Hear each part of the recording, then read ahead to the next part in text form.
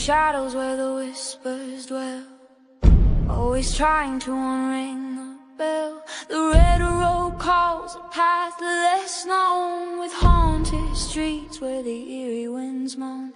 Creatures lurking just beyond the light, not just tales spun to frighten the night. The masquerade of ghosts, they walk along in this gritty realm. We're all too young.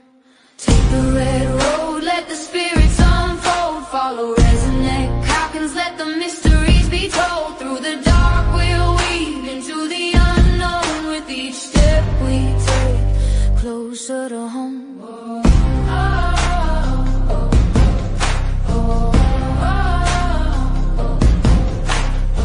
They say it's fantasy, those hidden cries, but the brave-hearted witness the truth in the sky. Welcome back to Red Road Paranormal with your favorite RezNeck here, guys. Hey, tonight I got a special friend coming on. Hey, Lee. This guy, I've known him now for a couple of years. We got to hang out last summer for about a week or so together, and really got to know each other, and kind of say he's a good friend. So without further ado, please bring up Mr. Austin Maynard. What's up, brother? How you doing tonight? I'm good, man. How you doing? Doing great. I'm glad to have you back on the show. You know, anytime to chat with you is always a good time. Yeah, for sure, man. I always enjoy it. Right. So for any of my followers that might not know you, which I think is kind of impossible because you're like all over the place. So tell us a little bit about yourself before we get into our good little chat. Well, I'm kind of a whole number of things, really. I got into this field, you know, when I was younger, but no, I really got into this field probably, when was it? 2015, I think. And, you know, me and my wife kind of started doing it, and joined on a team, grew with different teams, moved around, and kind of built a network of locations. And we have a few different teams that we've created that collaborate across the state of Ohio. And we have 5 locations right now. We actually just we have to close back up Father John's because there's a number of reasons, but I also work with ITC, and I build devices and different things. I really am an experimentalist more than anything, because I don't I wouldn't call myself an inventor, because I don't believe that I invent anything, or I'm very creative with currently existing technology, I guess. You advance current technology. I don't know if I advance it. I may use it in creative ways, but and I may do. I think that's the biggest thing, is more I'm creative and I know how to use things in creative ways and do different. I love experimentation, so I'll experiment with different ideas, even if I don't know if anything will come from it. It's like, well, I mean, how do I know? Is it possible that I could do this for communication? But I've learned a lot of the building and everything. You know, I've learned from the greatest. I got Stephen Katie Halte, JW Prather, and KD Stafford. You know, my mentors, all taught me, and I kind of consider myself a protege of all of them, and constantly learning. I know I always need to improve, but that my skill set, I guess, got me a role on the show Deathwalker with Nick Groff, to be the Paranormal Tech Manager for the show for seasons 3, 4, and 5. Nice. And so, yeah, but right now Deathwalker is kind of in a standstill. It's not over, but it's at a standstill. He was just out here. Sorry. But in the meantime, I've been working with JW Prather with IDC Institute, and we're doing a lot with controlled astral travel. Basically, we're trying to document this and find ways to. I say it's artificially inducing it, but it's more or less. It's artificially creating a meditation, right, of some sort. It's like kind of forcing you to get into a meditative mindset in a way. I mean, you could fight it if you want to, but like, it's just easier to relax and let it happen. And like I don't know if you had an experience, Rez, because I know the time that one of the times I don't know how many times you did it actually. We did it one time with me. And it didn't work because It we didn't didn't get work. catalyst running. Right. Yep. Right. That and every time I'd start to kind of go out, my breathing and everything would kind of shut off and snap me right back. But Yeah. as far We've as that, allowed we had somebody actually bring their CPAP in this last time. So, and apparently that helped a lot. So we're gonna, stuff like that we right, learn. give me a recliner, I'd do a lot better. You Right. know, I know Right. Gwen, she was part of that. She got the astral travel. You Yeah, know, but did she do it in the same experiment or did she yep, do it in a different one? Any she of did the it. ones on that experiment, we can't contribute to the system Yep, because we didn't have the catalyst running. And so if we don't have that basic catalyst system running, yep, then I mean we can't attribute anything that we do to any experiences. So if she did travel, it was on her own or it was on her own yep. ability. If I remember correctly, she had traveled and seen Command Center, and she went to touch the computers, and that was the same night during the same session that everything went down on us. Yeah, that was weird. But also we had that happen, shoot, 3 or 4 times this last time. Actually, we had one computer completely, crash on us at the Shanley this last time, like completely crashed. We lost so much and it was like a huge hurdle to over. I mean, we overcame it, but that became a real challenge and we were very limited on our ability to surveil as far Mhm. as like live surveillance. But we have like everything recorded, so it just was kind of a pain in the butt to not be able to like view the cameras live or whatever, right? But Right. but we still captured all the data. So but he did just get a brand new computer. I guess it's gonna be one that's like water cooled. So Okay. it's gonna it can handle a lot of power, which is Yeah. what we need for these PoE cameras that he has. He's got 20 of them. So, Yeah. well, no, I take that back. There's not that many. I think there's No. no, there might no, there might be like 16 actually. I, I think it's 16 cameras. unless he's added to the from last year, there's a ton of them. So I ended up having to pack Yeah, a lot of them there's up last year. 16. There's 16 total PoE cameras, and he controls all that from a software on his computer. They're all hardwired, and we run it. I mean, you remember the fact that we were able to do Oglay's Village, 18 acres. It was like Yeah. I don't even know how many 100 some thousand square feet of cable. Oh Um, yeah. I That mean, was coming in, and I remember when we were talking about me popping in and hanging out. mhm, You just, oh, we're going to be doing an experiment. You didn't really tell me what was going on in the gauge of this experiment. So I walked in, I seen all the science being displayed, all the computers out. I was amazed. I was yeah. awestruck, because you guys really are doing something that nobody else is, and you're groundbreaking things here. You Well, know, I mean, I'm honored to be a part of it and be able to help JW kind of take it to the next level. But this is all his oh brainchild. This is yes, all. But I mean, I believe in it 100%. I believe in him. And when he kind of it almost fell apart after the Conjuring House experiments, mainly yeah, because he got royally. I mean, it he was a was bad situation. it was a Just bad put it that, situation for JW. It just put didn't it end that up way. going his way very well, and so he was very downtrodden about it. And I was like, "Dude, no, man, let's do it ourselves. We can do all this. We have all the connections. We Yep. know people. Let's just do it, right?" We ended up getting a great group of participants. We ended up getting, it was just amazing. And we have a great group with us right now.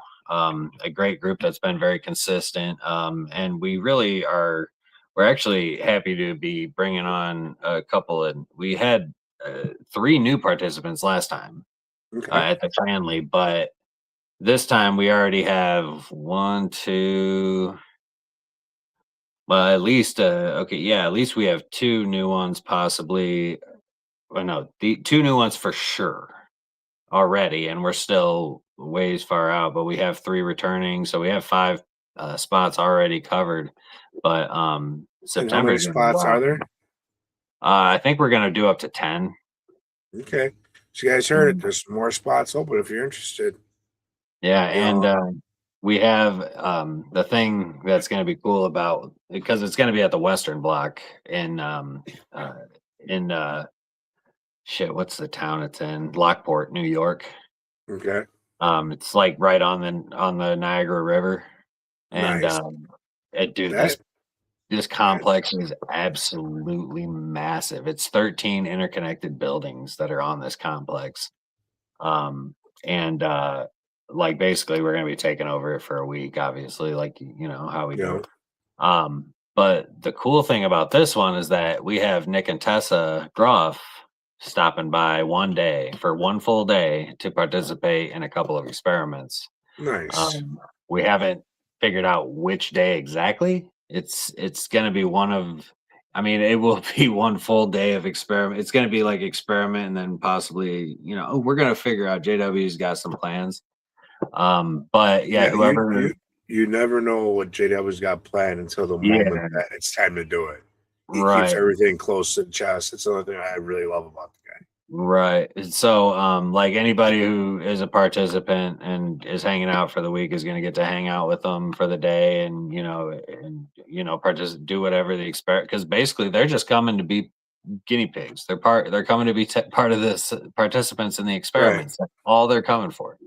Like they don't have any other like. They're not coming to put on a show or whatever. So they're literally just coming, hanging out, and being participants. Which I think anybody that is gonna do this, it's well worth the price that we charge. It's $1,500 per participant, but all the food is covered and we stay on site for a week.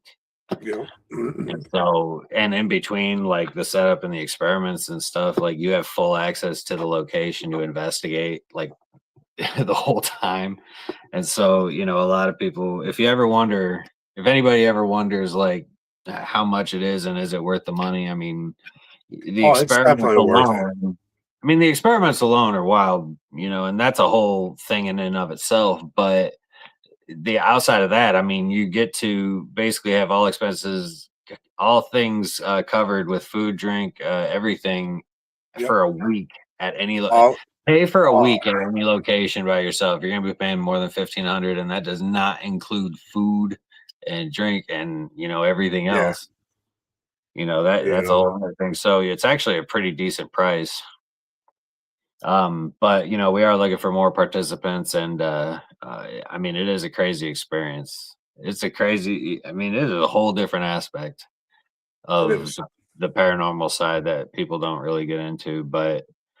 And I know I have had trouble with it in the past, like trouble with like buying into it, but the more that we do this, like it gets really, really hard to deny. And at a certain point, I mean, it's so crazy with the synchronicities that we experience. And when I say synchronicities, I mean things that just kind of are very, you'd call them a coincidence, but when there's like 15, 20, 25 of them, and every single time we do these, and it's not just random things. A lot of times it has to do with the experiments or the experiences that people have, or it's hard to explain.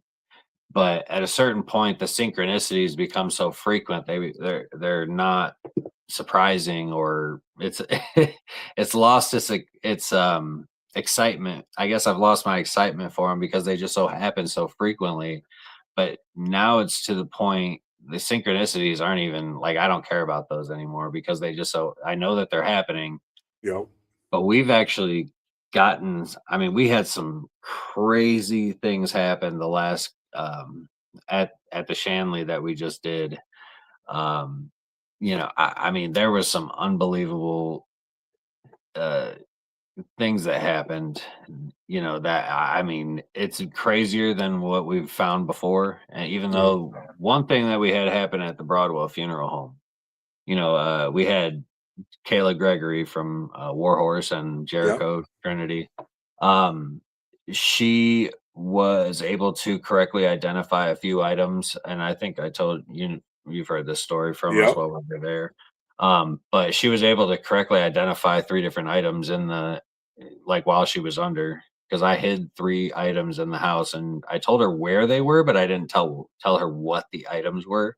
And so Yep. from her cot, blindfold, headphones on, she was able to, while she was on the other side, go to the areas I told her to, and she picked out exactly which items. You know, she told us exactly the 3 items. I guess actually it was like because there were more. I think she got like 4 out of 6 or something, 4 out of 5. I think we did another run, and it wasn't the results weren't the same. But you know, when you look at the first one, she got all 3 right. Yep. And so this last time at the Shanley, I'll give people a little preview here, a little sneak peek. So one of the incidents that we had happen was there was a participant that was he was one of the new ones too. He did not he has never done this before. He comes in and you know, we kind of gave everybody a directive and you know, just said, hey, if you see this, like it said, go look for the box because JW has this wooden box that has some trinkets that he's collected over the years. I don't know, it's just full of random, you know, I don't know every guy, I feel like every man has a box, like a little We do. trinket box that you collect for over the years. They're little things that mean something to you, but nothing else. Yep. But and so he had told everybody, okay, while you're under, I'm going to put this box on this chair in the hallway. And we made sure after everybody was completely, you know, in their cots, under blindfolded and cameras on, you know, we made sure then we put the box in the hallway, like cameras rolling on it too. So we know.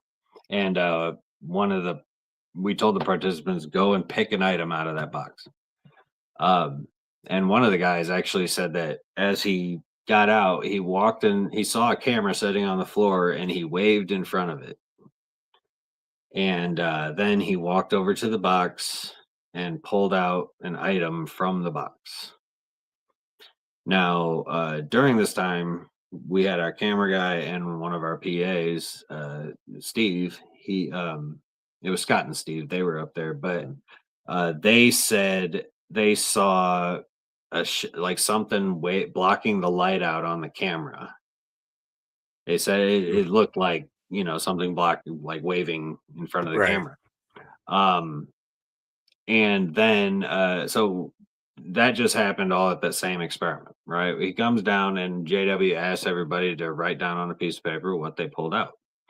Well, everybody else was wrong, but this dude actually had a specific item, like a very specific item. And I'm not gonna give out too many details, but he was able to pull out a very specific item out of this box while he was over there, and it was like it was really really weird.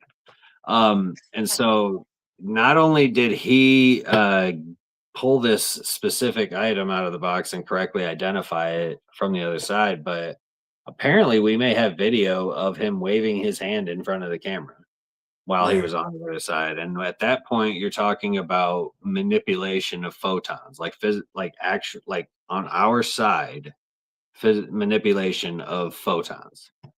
See, now I've heard stories in the past about people remote viewing and being noticed on the location they're viewing at. Yeah, so and I wonder if it just runs hand in hand with each other.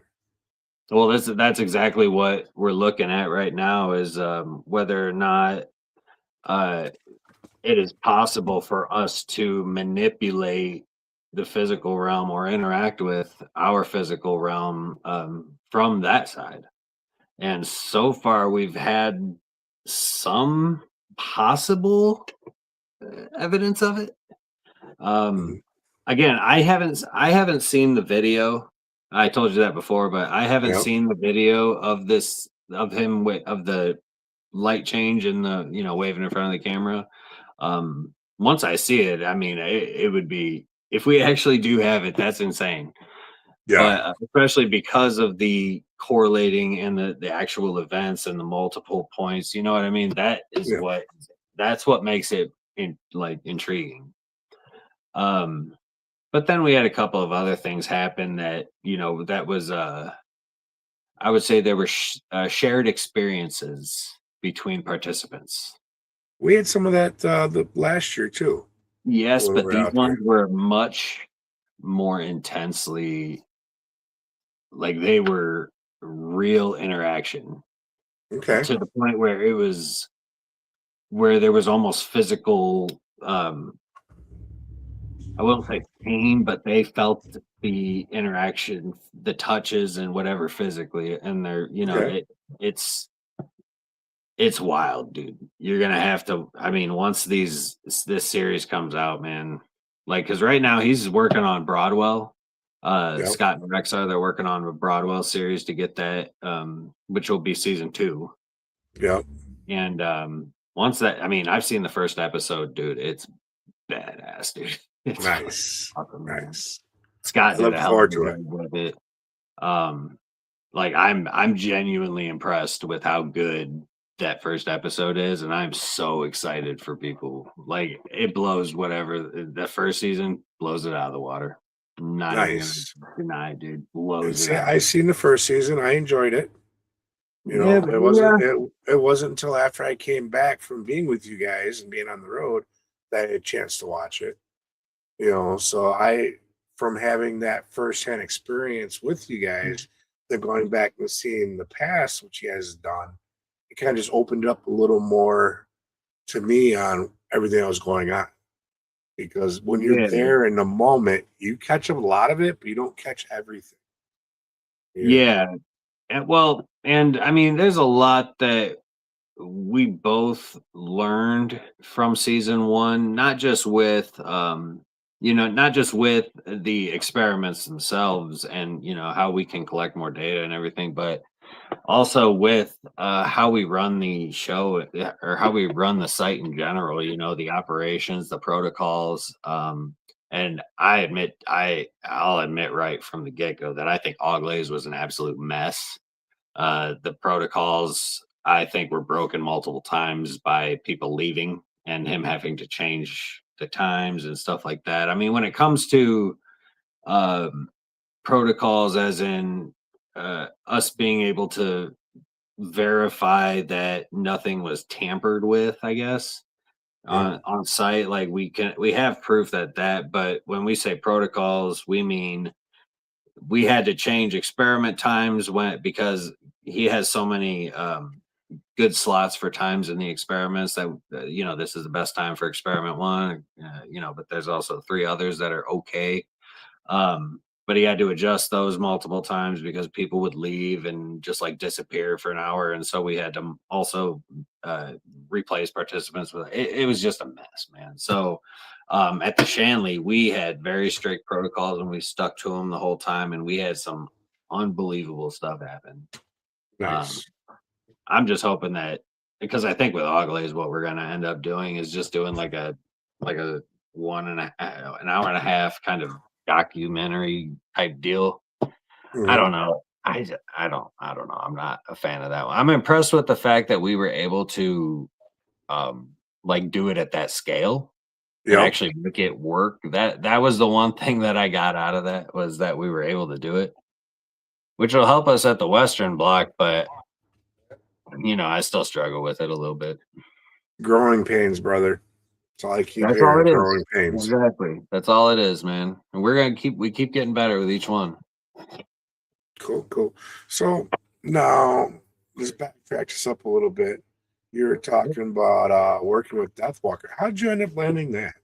That's a curiosity to me. So that's like a kind of a long story. But essentially I met Nick in 2017 when he was filming for Paranormal Lockdown. Okay. Oh, no. I met Nick in 2016 when he first left Ghost Adventures. Okay. Right. He started doing the Nick Groff tour, which was just his own. He goes to, you know what I mean? Yeah. His little meet and greet and investigation events. We went to one of the first ones he did at Bobbie Mackey's. And so had a crazy experience. That was the first time I met him. And then we did another one with him at Ohio State Reformatory like the next year or something. And then in 2017, he was filming Paranormal Lockdown and came to Higginsport School when we were running that property. And so that's when I really got, we spent 3 days there. And so that was a really cool experience. But when, like it went for a while, but I became good friends with Dan Clack, the owner of Hinsdale House. And, Dan is Nick's best friend.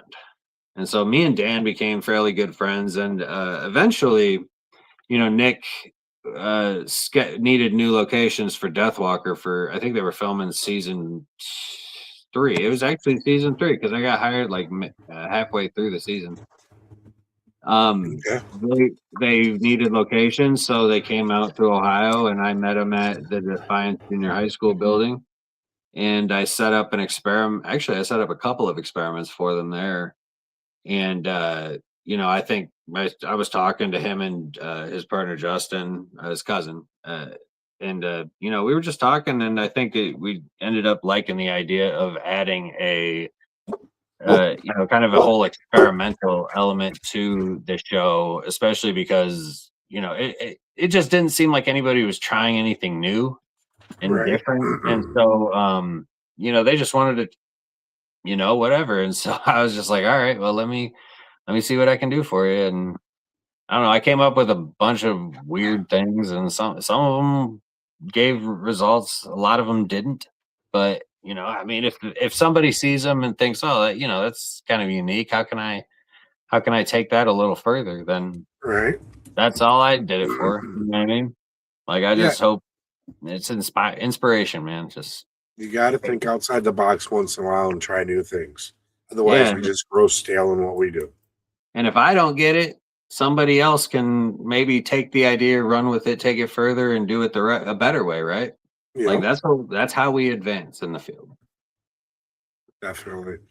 Yeah, there's some things I want to try in the future at different locations that, I haven't seen anyone try yet or crazy enough to try yet. Let's put it that way. So we'll find out if I get my chances, because you got to think outside the box. You think about who you are, what you are, your experiences, and how you can bring that forward in the investigation in order to get the data or the results that you're looking for. Yep. So, that's the one thing I like about what you guys do.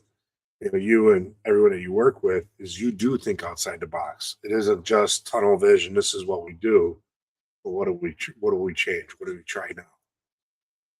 You guys are always looking to get further along.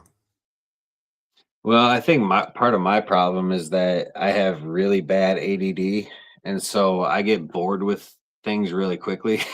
Yeah, I could do it for so long, but if I once I feel I've gotten as much out of it as I can, I start developing questions like, okay, for instance, I'll try something, see how it works, but end up having like 6 more ideas based on that one experiment. And so then I'll try one here, one there, see how I like it, see if it doesn't work. And so I'm constantly bouncing around with different ideas and different experiments, but it is kind of hindering in certain ways because it almost is like I can't stick with something for long enough to really develop it into something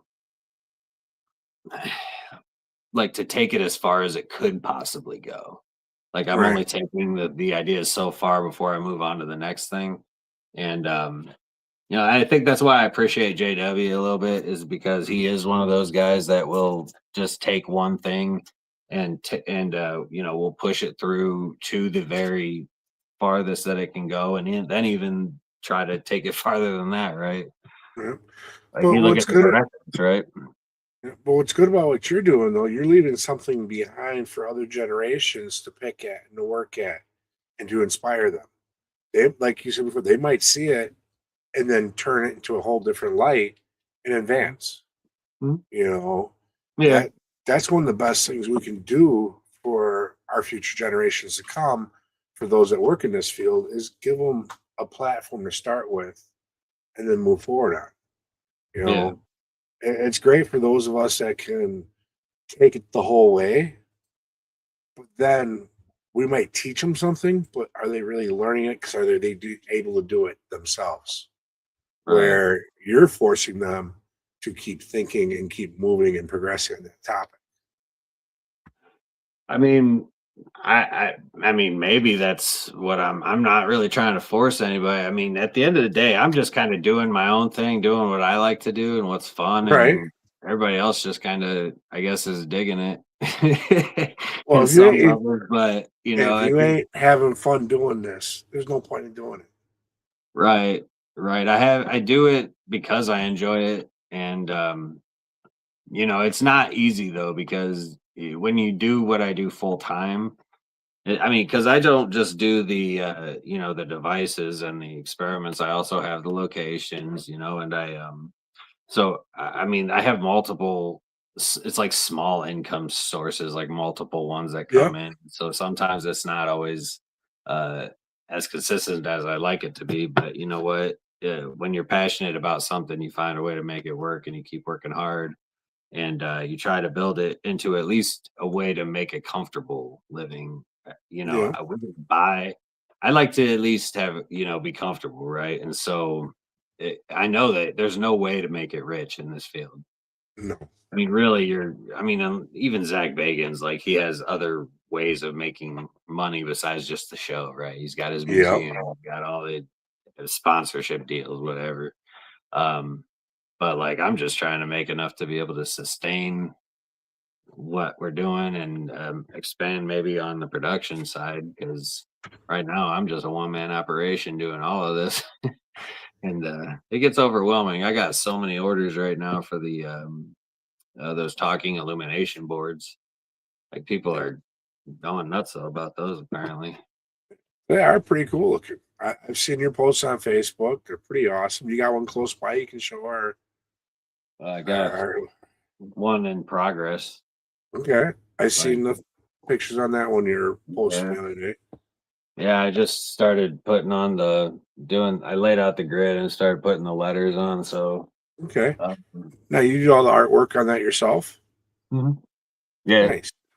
I draw it out, and then I actually still have to I actually use oil-based paint markers, okay, fine tip and blunt tip. So you can see this is all graphite. Yeah, right there, and I gotta still color it all in and draw it all up, but this has all been finished up. I like the way that pops. Mm-hmm. Yeah, it's just all gonna be black, and I mean, and then I'm gonna stain it and all that stuff, so it's gonna look really cool, especially when I put, I'm gonna put like a different color stain in camp and in this than it is out here, so it'll kind of look I think it'll look pretty cool. Nice. Mm-hmm. Let's see. Have you built something special no one knows about you? Yeah. Yeah. Yeah. Is it under wraps for a reason? Is there NDAs involved? No. I mean, people may know about it. It's like it's a version of like a paranormal puck, but it's like not the same concept as far as functionality. It's it works off of a different principle, and it's actually measuring within the AM frequency. And it's a whole thing, man. It's it's really cool, but it is a physical device that's sending data Bluetooth back to an app just for algorithmic purposes, but I'm actually getting specific data from a hardware device. And I was working on it for a couple of years, and I actually need to get back on it. We spent a lot of money on it, but it's a pretty cool concept. I'm just not comfortable with putting it out yet. So right now, yeah, it's under wraps a little bit. Okay. Well, when you need a guinea pig, let me know. You know, I will. I trust in your equipment, dude. I'll anytime you need someone to work with it, check it out. I'm there for you. I appreciate that. You know, I like your equipment. I like JW's. I've had a chance to work with some of KD's stuff. You guys, you're all doing great things with the equipment. Man, So I'm just having fun, man. I don't know. I mean, people want to say I'm doing great things, but I feel that's that imposter syndrome mhm. where it's like everybody says you're doing great things, but it's like I don't feel like I'm doing anything really all that great because I'm just like again, I'm just taking existing technology that's like already out there and finding creative ways to use it, right? And that's literally all I'm doing. So um Feel yeah. you on that totally because over the past few years I keep hearing whispers, oh, you're becoming a star, you're a local celebrity, this and that. I'm like, I'm just a little old Resnick. I'm just me. You know, I don't claim to be something special. I'm just me. You know, I'm real. I'm just I don't really pay attention to whatever the outside the field is doing. I don't even have a TikTok, and apparently See, a lot of my stuff is blowing up on TikTok. I have no idea. I, Twin Paranormal. Apparently, like they're super well known on YouTube. They have one of my talking illumination boards. They nice. bought one, and I built it. I sent it out to them. I don't know what they're doing with it. I haven't heard anything. I haven't seen anything. See, I have a TikTok, Attention, bro. but I didn't set it up until last year when I was on the road for a paranormal walkabout. Yeah. And since then, all I've ever done is just upload stuff to the show on it or anything I capture when I'm out and about. Otherwise, Yeah. I don't scroll TikTok. I don't do any of that. Facebook, now I barely scroll through that. You know, I use it for advertising purposes most times. Yep. You know, or to keep in touch with people and make sure I remember to wish them their happy birthdays.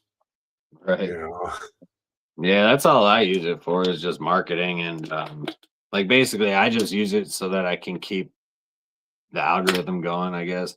I don't like TikTok. I'm against it fundamentally. I don't know why. It's yeah. that short attention span type content. I don't know. I think that's brain rot stuff, man, but I mean, even if it's not brain rot as the content, you know what I mean? Like even if Mhm. it's educational content, it always gets mixed up with the brain rot stuff. And I don't like it. So I'm not creating a TikTok personally. I don't have a TikTok. I don't want nothing to do with it.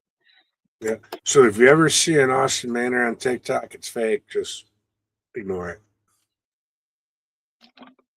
Yep. It ain't me. I don't even have a Facebook. I don't even have the blue check mark on Facebook. I just recently did that this past winter. I was up to this point, I wasn't going to do it, but then I realized I've had the exact same Facebook since I've started, since like I think 2010. So, and it's got all the years of everything I've done, Yep. all my freaking paranormal stuff. I was like, I want to make sure it's protected, and just gives it a little extra layer. Yeah. I mean, I do too. I mean, I have everything I have, man. God dang. Going back to like 2010, I think, is when my Right? Facebook's 2009 or 2010, I think is when I started mine. No, it may be it may actually be in like 2006 or 7, man. Yeah. Shit, now that I think about it. But Back in 06, 07, I think I was still on MySpace. yeah, I don't even, I remember I was a sophomore or junior in high school, but yeah, I just I don't want to pay that money. I don't care. You know? Like it's not important to me. That's Yeah. why a lot of people will do a lot to, they'll pay a lot of money and do all that stuff, to try to get eyes and get attention. I don't. I'm trying to do it organically, and I've been Yeah. doing it organically for 11 years now, and yeah, I'm still not really all. Like, I haven't gotten very far, but now my videos are starting to get over 1,000 views each one. You know, Right. that's an improvement. Like I've Well, never had that, and I don't know if it's just consistency or what. I think that's that's what it that's is. what right there is the consistency. 'Cause I've noticed over the last few months, my reels for my shows have Mhm. went from about 200 to now. I just checked earlier today. The one for this show tonight was up over 500 views before we came on the air. Oh yeah. You Oh, that's know, awesome, dude. Yeah, I think it's actually there's like three. It's engagement, interaction, and consistency are the three like main components. Um, Ham, I have not done anymore. I had not had any time. I have not had any yet. Like I've just been so wrapped up in uh I've been so wrapped up in everything that I've had to do, whether it's a list of 20 some orders that I gotta fill for me, you know, I got a handful of orders or so that I gotta finish doing for JW, plus the World Gate, plus my locations, plus I have a wife, you know, that I would like to spend some time with and do some things with. Plus my family. My mom pulls me away to go on these vacations like 6 times a year, and dude, I hate hate it every single time. I'm not I'm gonna gonna, lie because brother. I see. I'm gonna tell you like this, okay? Enjoy every second you have with her. All right. You might hate it now, Oh, but when the I day love. comes, them memories is what's gonna keep you going. I lost Yeah, both my parents by the time I was 15, yeah. a year and a half from each other. I Mm. would give anything to go back and make more memories than what we were able to make. So enjoy every second of it. Cherish it. They might drive you nuts because believe me, my family drives me It's freaking not ape my shit. parents. My parents don't drive me nuts. I love my parents. Me and my parents get Yeah. along great, and we spend a whole lot of time together. It's not even about being around my parents. Like I love being around them. It's just the amount of days that it's like when we go on a the show. Okay, we went to Hocking Hills for 5 days, and like we just have to go there, and then we're going to Boston for 4 days, I don't, we're going on these different. It's just she's pulling me away for multiple days to go on these vacations that I mean, we hang out with them at least twice, 2 or 3 times a month, just going Mhm. over to their house, and hanging Right. out. So, I don't know, it's frustrating when I'm just constantly pulled away from work I need to get done, and then I'm another week behind on my work, and it's like, I'm like, I can see that being "Another frustrating. vacation? Can you let me just work?" Let me catch It's up. yeah, exactly. That's what I'm saying. Even my mom is now starting to recognize, like, okay, I see you got because I showed her my list of orders. She's like, okay, I'm sorry, I'm taking you away. I see what you're saying. Yeah. So yeah, no, but I do. I cherish, and because I know that it's coming. Yep. I don't like to think about it, but I know that it's coming. Yeah. Don't dwell on it. Don't think about it. Just enjoy every second you have with any of Yes, your family. sir. Yes, Yeah. sir. Pam, if you want to, again, I'm not going to stop you. Okay. I appreciate it. And we will take any and all research that needs to be done on the Broadwell Funeral Home because research never stops. There's always new information that we can find out. And I think that there's still a lot of mystery that needs to be solved around the Broadwell Funeral Home, especially because the information that you found prior does not answer every question. It actually opens up a number of other questions. But I think that there's a lot of information that we just yeah, there's a lot more information that needs to be found. And there's a Yeah. lot out there still that's left on the table that we have. Um, I just know there is, and so if there's more, I appreciate if you could find it. Every location, it's like onion. There's layers. You got to peel them all back. It takes time.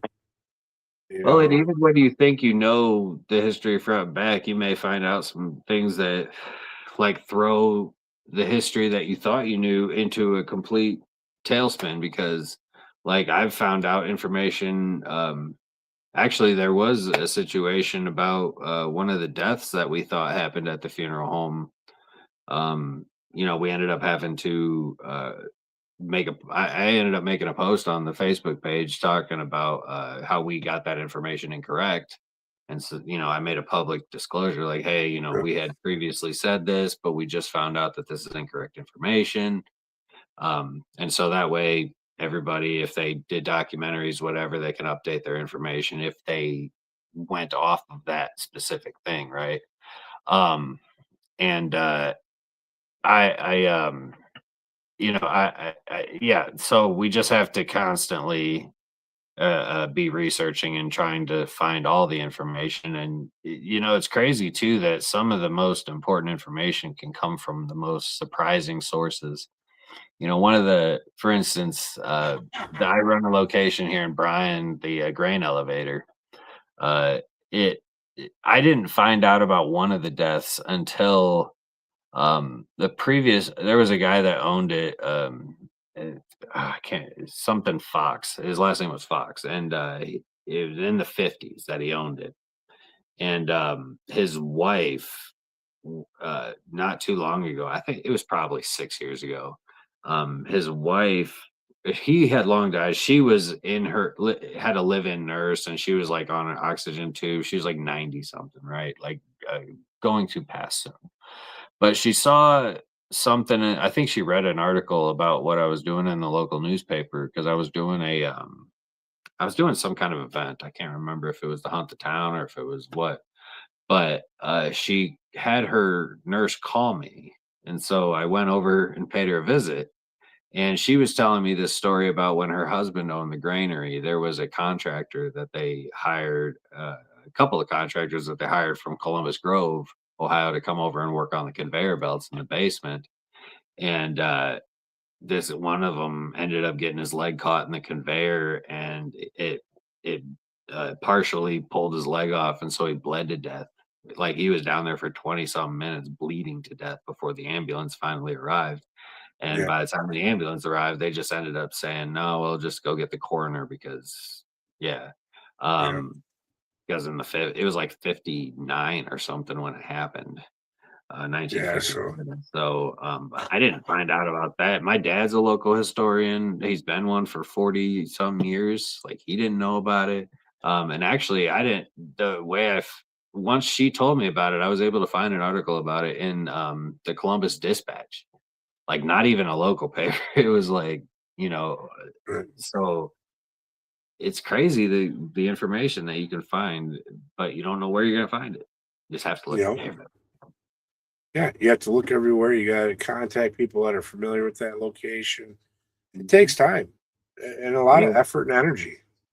Well, it never stops. No. Never stops. And, you know, you never know when you're gonna find out something new. Like we had multiple instances, and Pam has done a great job. She's dug up a lot of interesting information about the funeral home.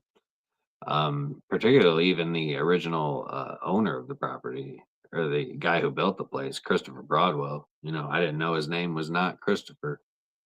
Christopher Okay. is his middle name. I believe his first name is Joseph.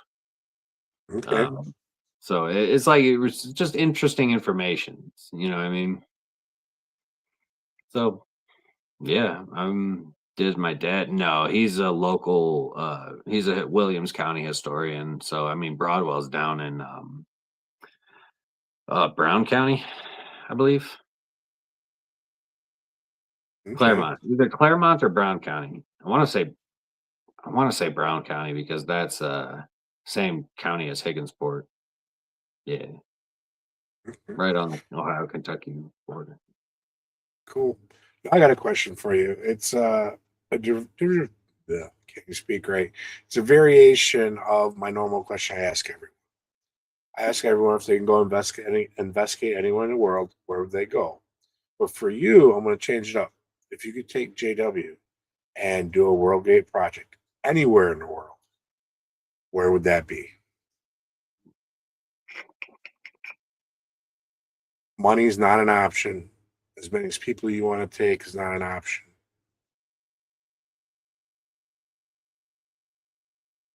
There's a couple of possible places. One, I would say, I think Stonehenge Okay. would be one place. The second place,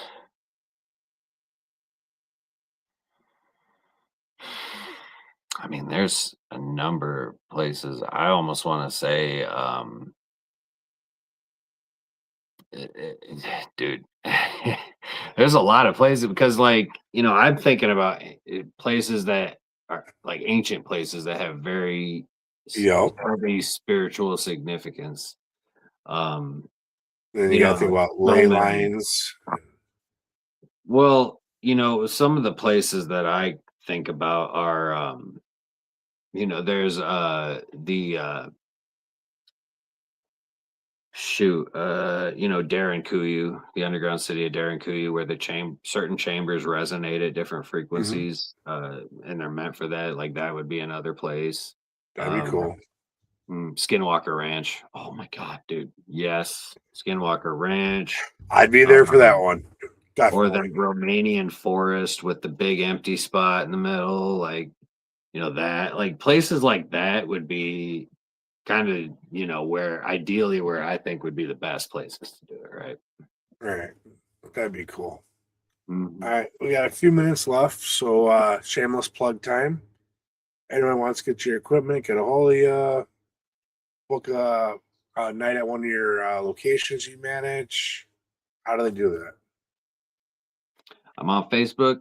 I'm on Instagram. On Facebook, it's just you can find me under my name, I'm Austin Maynard, or you can look up Underground Paranormal Network, Techromancers device, I think developmental devices. Um, and then shoot with IDC Institute and IDC devices, like with the experiments. You can go to idcinstitute.com and you can see all of our upcoming experiments and everything there, and how to sign up as well. And then if you go to idcdevices.com, you can find all of our equipment. As far as my equipment goes, you just got to reach out to me directly and I can, I'll talk to you. I prefer to chat with each customer so that there's, I know exactly what I'm working with, right? You know, Very you know personal. what? You have to with some of this equipment nowadays. You want to build that bond with that person with that piece of Yeah. equipment. Depends on the equipment. Like with the IDC devices, a lot of that stuff, they're all built exactly the same for a reason, even though they all end up working they're all a little different in their sound and the way they respond to people, but they are all built exactly the same and they're supposed to have the same kind of abilities, so to speak, or capabilities. And so, Yeah. some of that stuff has to be kind of cookie cutter in a way, but with my devices, I refuse to. So, for better or worse, right? You know, yeah, I'm dying to get my hands on my own direct link. I've had a chance to use them now, both with you guys last summer and then again at Jericho this past year. Mhm. They And got. hands down, I love it. Mhm. Yeah, man, you'll have to for sure. You know, just the responses that you get. Yes, I have a regular spirit box from Ghost whatever, and I've used that one for years now, and I thought that was okay. I like it. Plugging into that, whole different scenario. It was like it took everything up like 5 notches.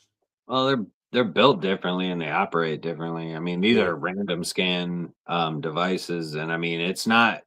I mean, it's as close to true random as you can get, but it also works off of each user's energy. So when you you know, make contact with that antenna jack at the top, like that is what gives the device its tuning. So I mean, it's not picking up anything, or really, like you are the quote unquote direct link to the other side.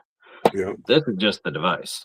You are the direct link, but you need the device in order to become the direct link. It's kind of the whole, you know what I mean? yeah, yeah, and that's I'm familiar with that. As far as Mhm. using an antenna jack because when I do Estes, if you ever seen, I play with my antenna the whole time.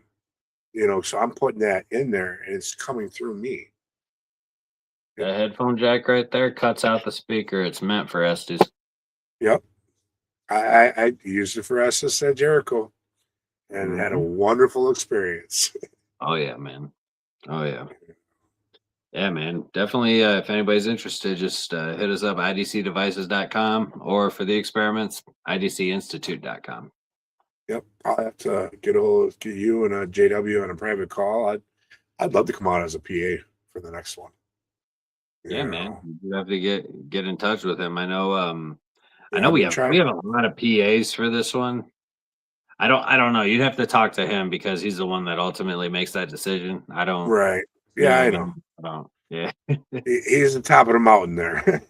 Yeah, I'm in his ear and I can get on his ass, but like he ultimately has the say so Yeah. he would I've be been the one I would talk to. I've been in talks from on and off for the last several months to get him on the show. Oh And yeah. we've yet to nail down a date yet. Because I Yeah, it's really hard like to. because well, he's also, he's in bed by 9 o'clock Eastern time. So I mean Yeah.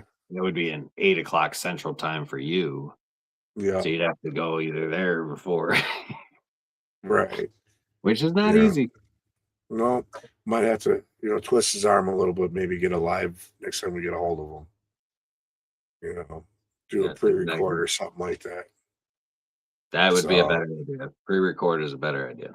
yeah. Yeah, there's some people that we're looking at possibly doing some pre-records with just because of timing schedules, Right. So, Yep, but for other sure. than that, any last words to say? Um, no, No? no. Don't be generic. Stay creepy. And yeah, that's all I got. All That's right. all I got. Last things I got for you guys is this Saturday. I'll be down at the old Baraboo Inn. I'll be there with Scotty Rourke and the Mad City Ghostbusters. We're helping out with their booth booth day spectacular or something like that. Basically, their big birthday bash they're having. We're helping with the events. I believe 7 o'clock starts the investigations. They have all kinds of festivities, I think, throughout the day. Other than that, people, don't dream your life away. Get out there and live your dreams today. Life's too short for that. So with that being said, go ahead and take us away, please.